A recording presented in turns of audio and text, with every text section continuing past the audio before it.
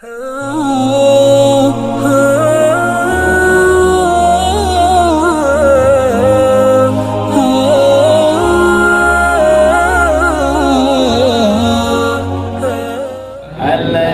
خلق سبع سماوات طباقا ما ترى في خلق الرحمن من تفاوت فارجع البصر هل ترى من فطور ثم ارجع البصر كرتين ينقلب إليك البصر خاسئا وهو حسير ولقد زينا السماء الدنيا بمصابيح وجعلناها رجوما للشياطين وأعتدنا لهم عذاب السعير وللذين كفروا بربهم عذاب جهنم وبئسal masir. Nah, Bapak Ibu sekalian yang dirahmati oleh Allah Subhanahu wa taala, kita saat ini masih berada dalam bulan Dzulhijjah. Itu salah satu bulan haram dan saya sudah sering beberapa kali menyampaikan tentang bulan haram. Itu ada 4 setahun, 3 berurutan, 1 pisah. Yang berurutan adalah Dzulqa'dah, Dzulhijjah dan Muharram. Disebut bulan haram karena pada bulan itu tradisi Arab zaman dahulu orang-orang tidak boleh berperang. Semua yang perang harus stop karena ada apa? Ibadah haji, rukun Islam yang kelima.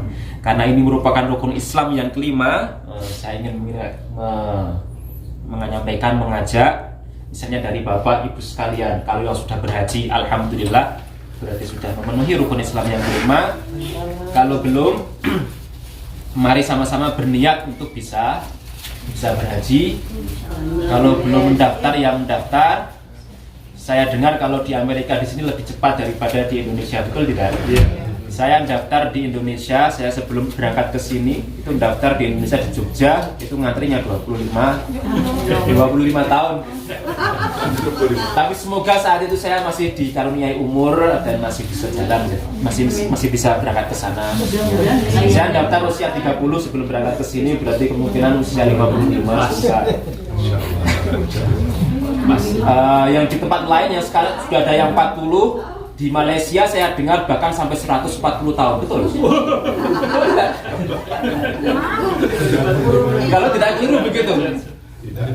Tapi minimal sekalipun mungkin boleh jadi karena kondisi nanti makin kesana makin banyak orang, itu orang untuk berhaji itu makin susah. Minimal sudah dapat niatnya untuk menunaikan rukun Islam.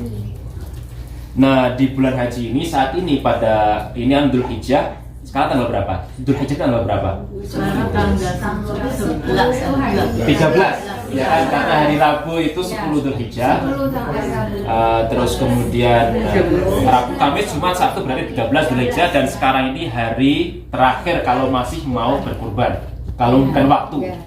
Jadi kalau misalnya bukan waktu, habis ini langsung dikirim duit.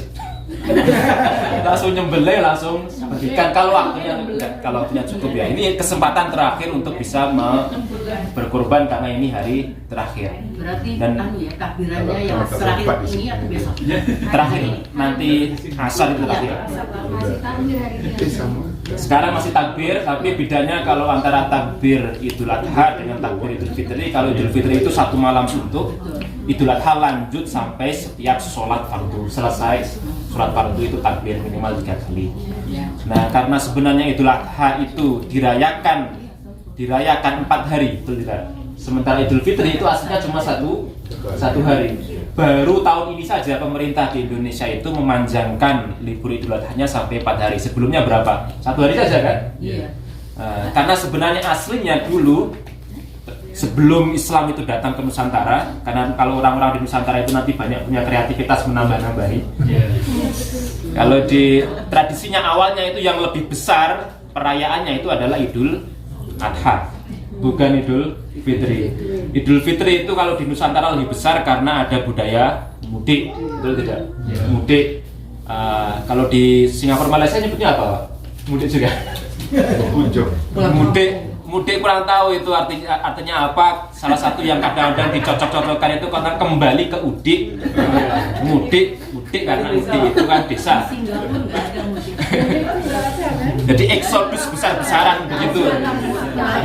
Terus kalau perayaannya pada Idul Fitri Hanya di Indonesia. itu kadang ditambah dengan apa yang disebut di dalam tradisi Nusantara sekalipun dalam bahasa Arab, tapi orang Arab tidak tahu, yaitu halal bihalal. Ya enggak? Itu halal itu bahasa Arab, halal juga bahasa Arab. Tapi kalau orang Arab ditanya, sampai kalau punya teman Arab coba ditanya, halal bihalal itu maksudnya apa? Tidak tahu. Sekalipun berasal dari bahasa Arab, karena itu kreativitas orang Nusantara. Padahal maksudnya apa halal bihalal itu? Kosong kita maksudnya kan? Zero. Kita punya salah, kamu punya salah. Mari hapus semuanya. Kosong. Halal yang perayaannya bisa sampai sebulan. Yang aslinya 1 hari, tapi perayaannya sampai sebulan. Itu yang bikin Idul Fitri jadi lebih besar di Indonesia daripada Idul Adha. Padahal aslinya awalnya Idul Adha itu yang besar, karena ada ibadah haji, orang sedunia kumpul di sana, nyembelihnya besar-besaran berlangsung 3 hari, takbirannya juga 3 hari, 4 hari. Sementara Idul Fitri cuma 1. Indonesia nyata Tapi itu tradisi yang baik, yang baik. Karena saya kurang tahu kalau di Arab sana momen kumpul keluarga dan maaf-maafan besar-besaran kapan? Kayaknya nggak ada, atau ya nggak ada ya? Nggak ada, benar. Itu memberikan momen dalam 1 tahun untuk orang berkumpul dengan keluarga, maaf-maafan. Kadang-kadang keluarga besar itu ketemu cuma 1 tahun sekali ya, Idul Fitri itu aja. Ya enggak? Itu yang memberi momen agar keluarga besar itu masih bisa berkumpul setahun sekali, minimal setahun sekali. Untuk keperluan kohesi sosial, kerekatan keluarga itu sangat penting sekali. Kalau orang sebagian mungkin menyebutnya sebagai bid'ah, ini bid'ah yang hasanah, bid'ah yang baik, bid'ah yang baik. Nah, Bapak Ibu sekalian yang Lucu sih. Sampai mesti mikir dulu. Kan dijelasin antara iya, tapi kok di satu sisi sebetulnya nggak kayak gitu. Jadi bingung jadi. orang itu tidak akan bisa lepas dari bid'ah sebenarnya kalau mau diturut-turut. Karena apa? Yang paling dasar sekali, Al-Quran zaman Nabi itu tidak ada harokatnya, bukan hanya tidak ada harokatnya, tidak ada titiknya. Jadi orang tidak bisa membedakan antara ba, ta. Itu diperkenalkan ada titik-titiknya, syakal-syakalnya untuk memudahkan orang non-Arab membaca itu. Bayangkan kalau mau murni, betul-betul murni, tidak gundul, Arab gundul tanpa Arab tidak bisa baca. Sambil mau nggak bisa Ya. saya. Itu makanya yang disebut dengan yang hasanah tadi. Tidak ada zaman Nabi, tapi orang Islam wajib bahkan. Karena nggak bisa kalau nggak ada syakalnya, bagaimana bacanya? Gitu. Itu diantaranya. Contoh yang lain ya tarawih itu.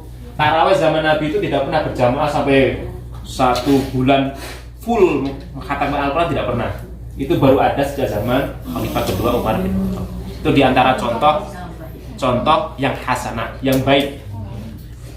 Nah, Bapak Ibu sekalian yang dirahmati Allah, ibadah haji itu pada intinya adalah memperingati apa? Memperingati apa? Masa nggak jelas? Yang ibadah haji itu isinya apa tau? Pertama, yang paling penting dari ibadah haji apa? Arafah. Ada hadis al-hajju Arafah. Jadi kalau mau diambil yang paling intinya dari ibadah haji itu adalah Arafah. Setelah Arafah kemudian ya kalau yang tidak ikut haji ya yang paling inti pada masa ibadah haji adalah menyembelih hewan kurban, kemudian nanti melempar jumroh ya, mabit dan seterusnya itu, terus diakhiri dengan tahallul. Seluruh proses ini baik yang sedang berhaji maupun yang tidak berhaji ketika menyembelih hewan kurban itu pada intinya memperingati apa? Ya jadi judul dalam pamflet flyer ini loh, Nabi Ibrahim itu yang saya maksud. Memperingati teladan langkah lampah jejak langkah dari Nabi Ibrahim alaihi salam. Arafah itu kan disebut Arafah karena Arafah artinya mengetahui.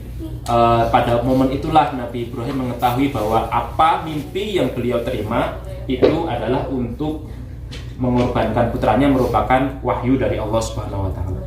Nah, dalam soal semacam itu biasanya kita akan mendengar dari para khatib, biasanya ya tidak semuanya tapi sering kita dengar bahwa kalimatnya kurang lebih Allah memerintahkan Nabi Ibrahim untuk menyembelih putranya.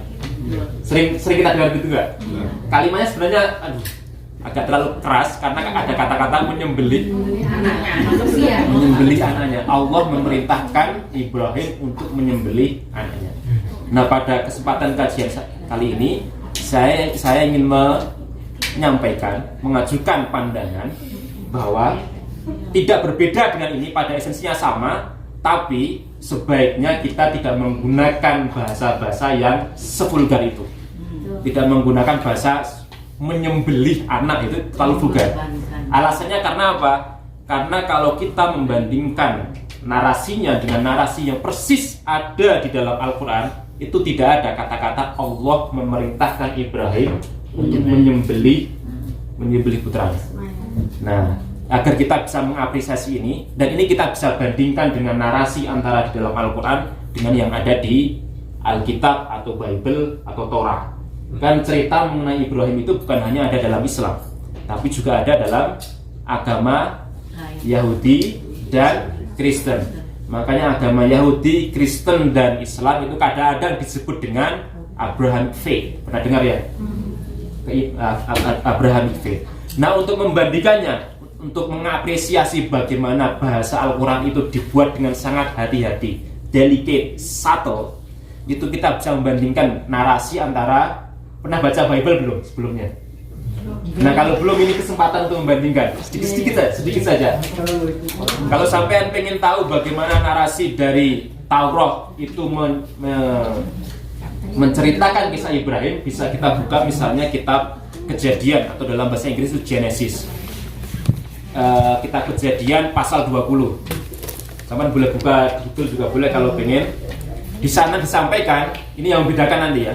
Dalam kitab Kejadian 20 itu Allah berfirman kepada Abraham. Jadi sebutnya Abraham, wahai Abraham, korbankanlah anakmu. Jadi jelas, eksplisit. Allah berkata ke Allah, maksudnya kalau orang-orang Kristen Allah. Sebenarnya kalau mau dicari-cari, orang-orang dalam bahasa Hebrew itu nyebutnya Elohim. Assalamualaikum, assalamualaikum. Sama karena satu sama.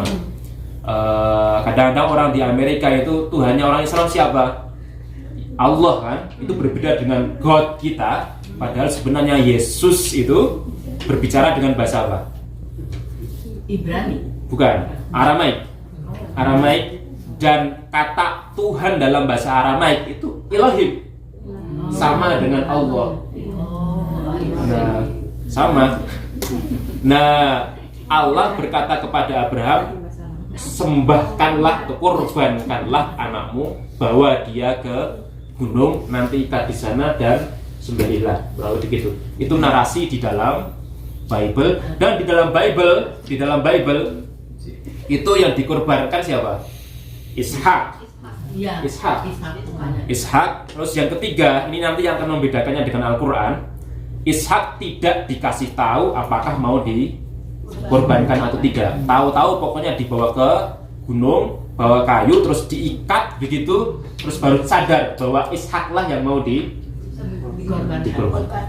Nah, sekarang kita bisa membandingkannya dengan bagaimana bahasa Al-Quran. Sekalipun Anda tidak memahami bahasa Arab, tapi bisa memahami bagaimana delicate-nya, subtle-nya bahasa Al-Quran. Saya mengajak Bapak Ibu sekalian untuk membuka Al-Quran surah As-Saffat. As-Saffat itu ada di juz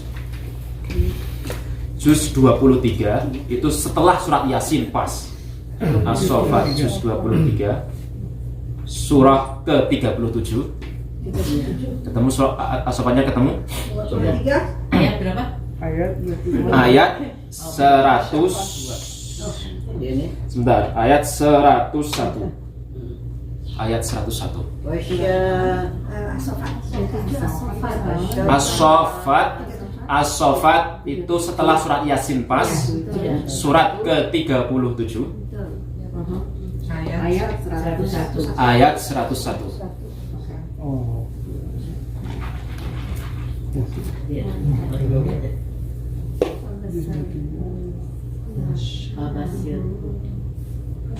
Sudah ketemu? Itulah cerita. Itu cerita mengenai bagaimana putra Ibrahim dikorbankan dalam Al-Quran, ada di situ.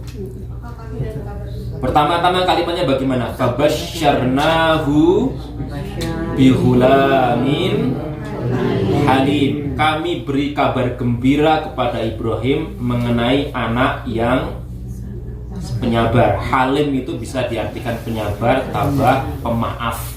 Jadi kalau orang namanya Halim, hendaknya dia orang yang tidak suka marah. Halim itu nama yang bagus. Halim, kalau perempuan ya Hilma. Sama Hasan kalau laki-laki, kalau perempuan Husna. Bagus itu Hilma, jadi orang yang santun, tabah, pemaaf. Halim. Fabasyarnahu bihulamin. Ganti nama ganti nama kalau ganti Boleh. Itu nama yang cantik itu. 30 tahun. Bang Arno Mas, ganti ya. Yang dikatakan di sini pertama-tama itu dikasih, ini tidak disebutkan namanya langsung. Jadi Al-Quran tidak menyebut nama langsung, betul tidak?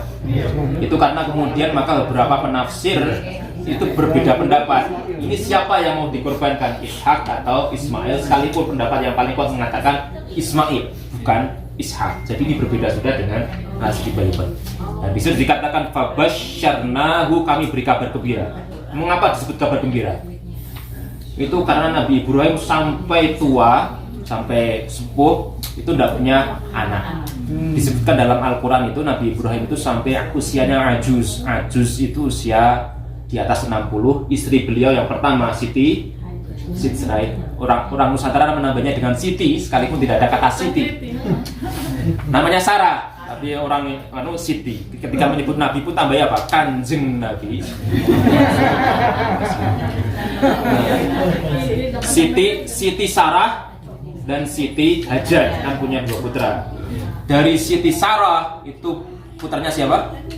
Ishak. Dari Siti Hajar putranya Ismail. Ini ya biar sampean, kalau terutama yang mungkin tidak ingat dengan cerita ini. Jadi Nabi Ibrahim punya dua istri, Siti Hajar, Siti Sarah. Istri pertama Siti Sarah tapi sampai usia tua tidak punya anak, kemudian menikah dengan Siti Hajar, dan dari Siti Hajar langsung punya anak tidak lama, Ismail. Jadi anak tertua Ismail.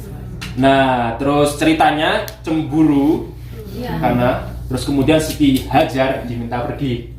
Itu yang memisahkan, kemudian Siti Hajar pergi ke lembah Makkah. Kalau tidak ada peristiwa kecemburuan istri itu, tidak ada kota Makkah. Tidak ada Zam-Zam, tidak ada lari Safa Marwah. berasal dari itu. Nah, itu sampai usia sepuh itu tidak memiliki anak, hingga nanti akhirnya Siti Sarah, kalau dalam tradisi Bible itu usia 80 baru memiliki bisa ternyata. Kurang tahu itu dalam kondisi medis atau dalam kondisi medis itu tidak. Mungkin itu memberikan kabar gembira bagi yang masih menginginkan putra di usia 40 atau 50, tidak perlu putus asa. Maksudnya ibu saya itu usia 45 masih punya anak. Saya dengan adik saya yang terakhir itu selisihnya 25 tahun. Ketika saya usia 25 belum menikah kan, saya gendong, kadang-kadang tetangga itu, wah ini anaknya mana satu. Padahal itu adik saya. Usia 45 itu masih memiliki. Itu sampai usia itu makanya disebut dengan kabar gembira. Fabasyarnahu bihulamin halim, dengan anak yang santun, tabah, pemaaf. Ini sekalipun tidak disebut mengacu kepada Nabi Ismail. Bahasa yang berbeda itu akan dipakai ketika merujuk kepada yang si satunya, Nabi Ishaq. Itu Al-Quran bukan menggunakan fabasyarnahu bigulamin halim. Jadi ceritanya ada malaikat datang kepada Nabi Ibrahim. Sekarang istri dan anakmu yang kedua itu sudah tidak ada lagi di sini. Saya mau memberi kabar fabasyaruhu bigulamin alim. Alim bedanya. Bukan halim tapi alim. Cuma beda satu huruf. Yang satu pakai hak, yang satu pakai ain. Alim orang yang berilmu, orang yang cerdas. Yang satu, anak satu tabah pemaaf, anak yang satunya cerdas. Nantinya seluruh nabi-nabi setelah Nabi Ibrahim, sebelum Nabi Muhammad, seluruhnya itu keturunan dari jalur Ishaq. Dari jalur Ishaq. Nabi Ibrahim punya putra Nabi Ishaq, Nabi Ishaq punya putra Yakub. Nama lain dari Yakub siapa? Ada yang tahu? Israel, betul sekali. Israel. Nah, putra Nabi Yakub namanya Bani Israel, anak dari Israel, karena nama lain dari Yakub adalah Israel. Nabi Yakub punya putra 12, salah satunya jadi nabi, yaitu Nabi Yusuf. Itu satu-satunya dalam generasi 4 generasi nabi semuanya, dan banyak dari orang-orang Israel itu yang pintar-pintar. Kan kadang-kadang dulu ketika kita sering mendengar tentang konspirasi Yahudi, itu mengapa Yahudi menguasai dunia, itu karena pintar-pintar. Mereka bukan pintar secara cerdas dalam bidang ilmu pengetahuan, tapi juga secara ekonomi, yang menguasai ekonomi dunia. Perbankan itu diciptakan sistemnya oleh orang-orang Yahudi. Peraih Nobel itu kalau Anda lihat itu sepertiga atau paling tidak seperempat itu adalah orang-orang Jews gitu ya. Itu kadang-kadang konspirasi Yahudi itu ya, itu saking begitu hegemoniknya, saking begitu menguasai jagat raya ini, sehingga orang-orang Islam di Indonesia itu kalau makan dan enak sekali.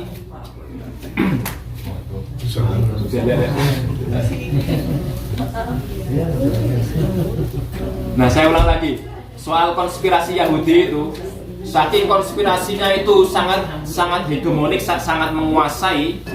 Orang Islam di Indonesia ketika makan dan makanannya enak, itu dia akan bilang, makanannya Yahud. Makanannya Arab. Gue pikir apa ya? Itu karena apa?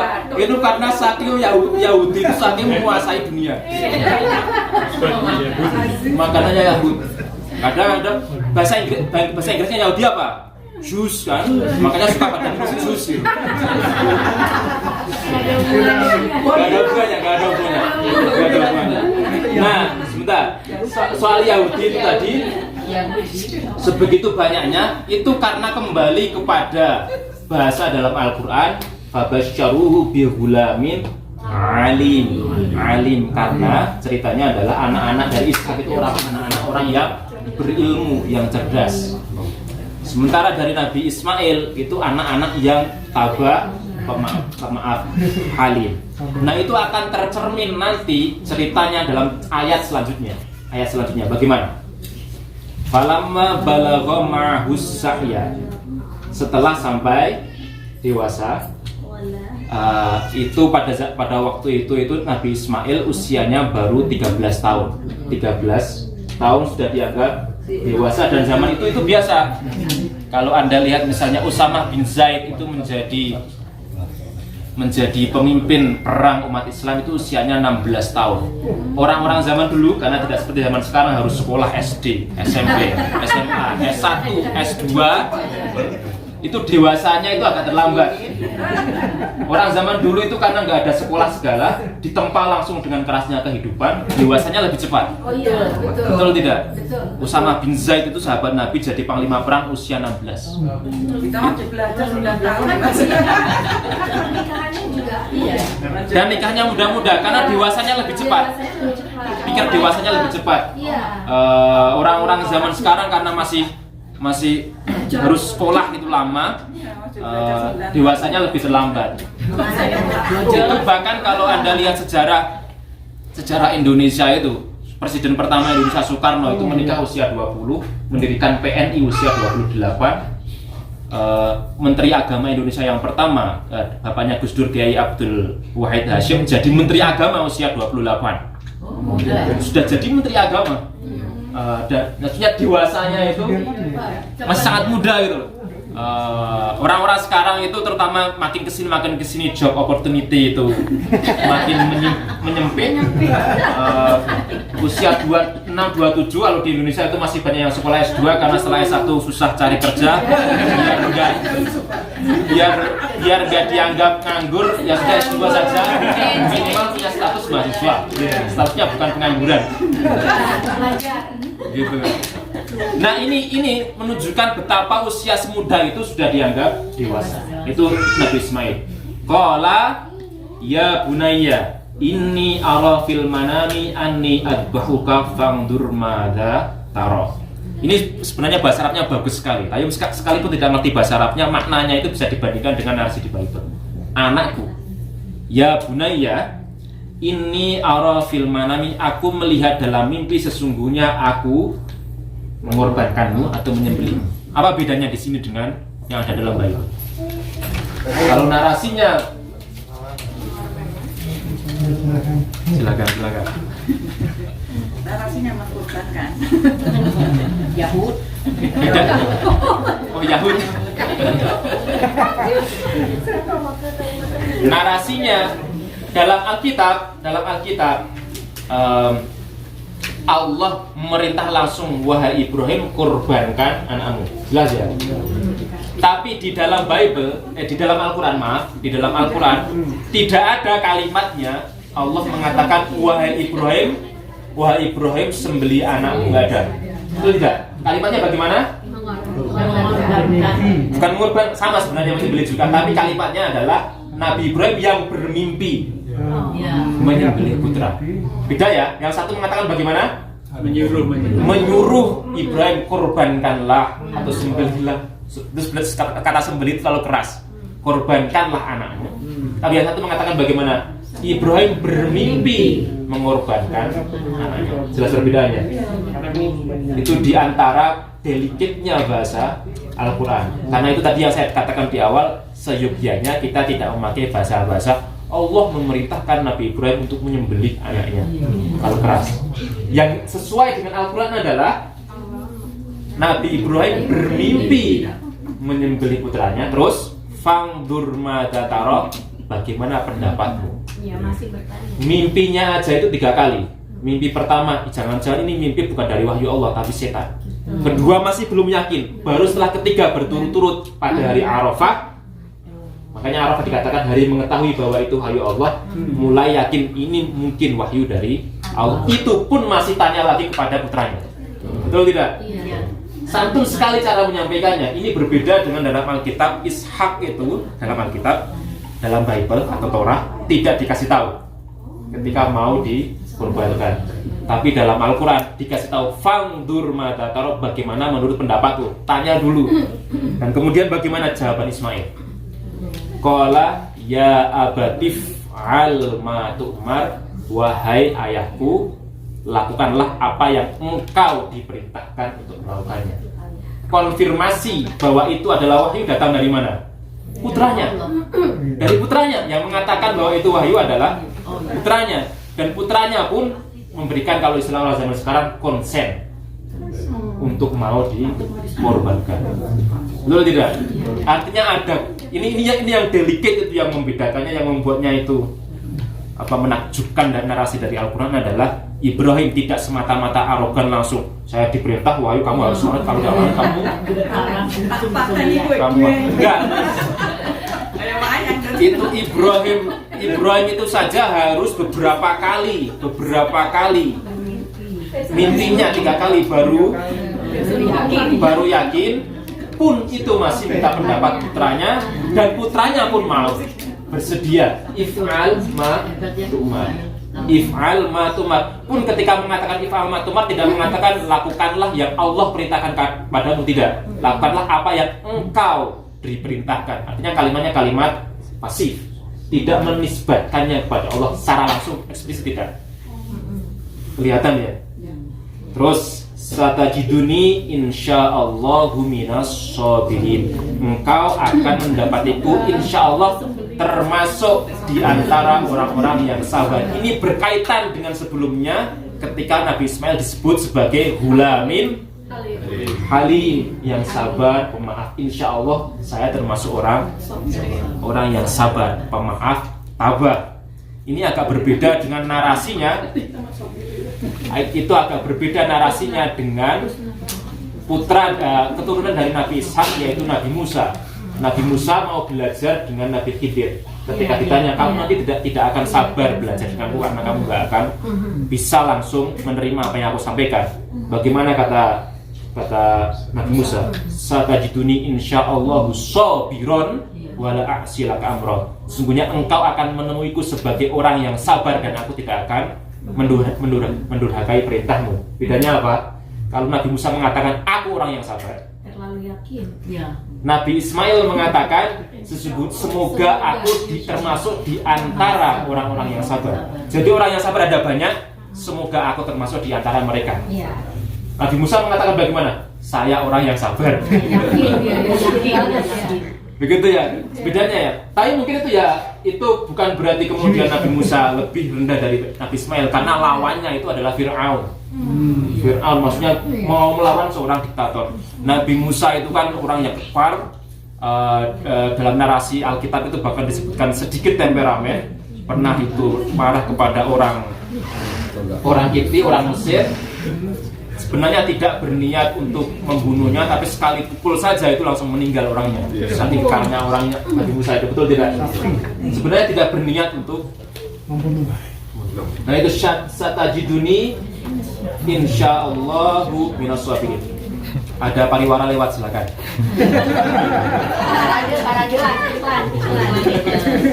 Mas tonggomu loh Mas.